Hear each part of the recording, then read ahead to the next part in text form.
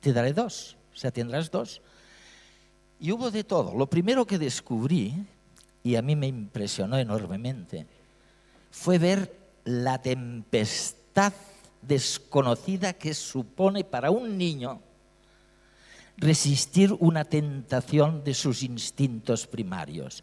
Reíros de lo que hace un adolescente o un hombre que tiene sus amigos, su novia, y le puede pedir ayuda y le puede decir, oye, dime algo que estoy sumergido en una tentación. El bebé, el niño de 5 años no tiene a nadie. Y entonces lo que veías era una niña de 6 años que se daba la vuelta en su silla para no ver el caramelo que se quedaba detrás. Y luego veías el bandarra, como dicen en Barcelona, que cogía el caramelo, lo lamía, lo volvía a dejar, como si no hubiera pasado nada.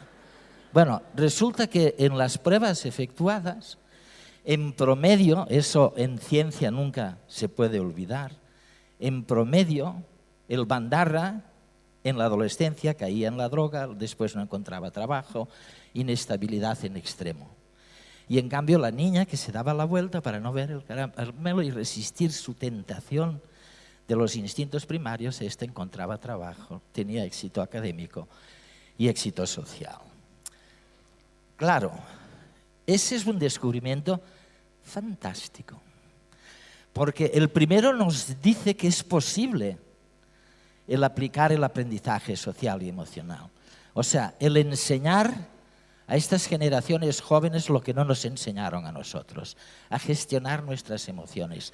Yo la verdad es que me aterra cuando les pregunto a mis nietas y les digo, y lo he dicho muchas veces, les digo, oye, pero algún maestro os ha dicho, os ha explicado la diferencia, y lo digo porque antes ha habido una referencia a ello, entre ansiedad y miedo. Entre la ansiedad que es necesaria para ponerse en estado de alerta ante un viaje o ante un casamiento o ante un examen. La ansiedad te pone en estado de alerta. Hombre, claro que no es muy agradable, pero es necesaria en la vida. Pero el miedo corroe, el miedo paraliza, interrumpe el crecimiento de las uñas, interrumpe la menstruación en las mujeres, interrumpe el crecimiento en los adolescentes los minutos en que dura el miedo. Es algo que seguramente si hoy estamos juntos aquí es porque en la antigüedad, en la tierra primitiva, alguno de vuestros antecesores se quedó paralizado con los pelos de punta ante el miedo de una leona que se lo iba a comer. Porque lo mejor que le podía ocurrir, gracias al miedo, era quedarse paralizado y no moverse, porque si se movía entraba seguro en el campo visual de la leona. O sea que, por primera vez, sabemos que podemos influir sobre la estructura cerebral.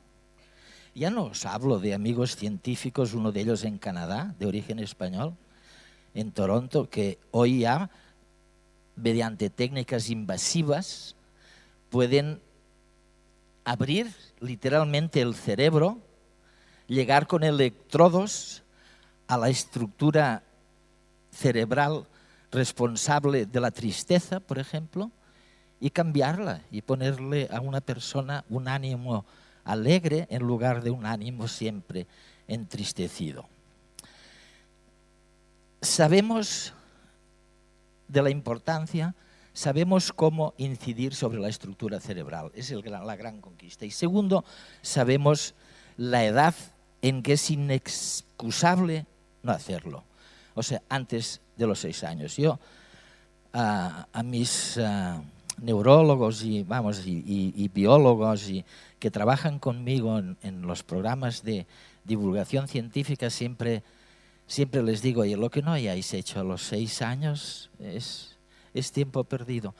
Y también les digo, no tengáis todos los niños uno detrás de otro, porque si el segundo llega demasiado pronto, y ahora veréis por qué os cuento eso, si el segundo llega demasiado pronto, le quitáis afecto, le quitáis recursos al primero para dárselos al segundo, aunque no lo creáis, aunque creáis que le dais por igual a los dos. Es mentira. Está comprobado mediante otro experimento que cuando el segundo viene demasiado cerca, y demasiado cerca digo 2 años, 2 años y medio, del primero, el primero en promedio va peor de lo que va a ir el segundo. ¿Por qué ocurre eso? Bueno, eso ya no ocurre por culpa de las jóvenes que tienen esta manía de tener todos los hijos de golpe. No, es que el Estado ha hecho ojos, ha cerrado los ojos y los oídos al hecho sin precedentes de la incorporación de la mujer al trabajo, que a mí me permite decirles a mis amigos islamistas: oye, no podréis nunca competir con nosotros porque nosotros tenemos incorporado al trabajo un 50% de la población que vosotros no tenéis. Y no hay nada que hacer, como no cambiéis esta norma. Ahora bien, el Estado no ha hecho gran cosa para allanar, para rentabilizar esta incorporación, porque una de las cosas que tenía que haber hecho era que el cuidado a los niños, las guarderías, el número y la calidad tendrían que haber crecido de manera tan inusitada que nadie tuviera prisa en tenerlos todos a la vez en lugar de vez en cuando. ¿Cuáles son, dicho esto, lo que estáis haciendo los maestros en estos momentos, abogados o abocados en la tarea de aplicar el aprendizaje social y emocional, es ir identificando, descubriendo las nuevas aptitudes necesarias para que la gente, para que los estudiantes se conozcan a sí mismos y puedan potenciarse ellos y encontrar trabajo. El sistema educativo es cierto, se ha dicho antes, y yo a veces me da escalofríos cuando miro los textos de mis hijos, son idénticos en algunas profesiones a lo que eran los textos que yo estudié. El sistema educativo apenas ha cambiado.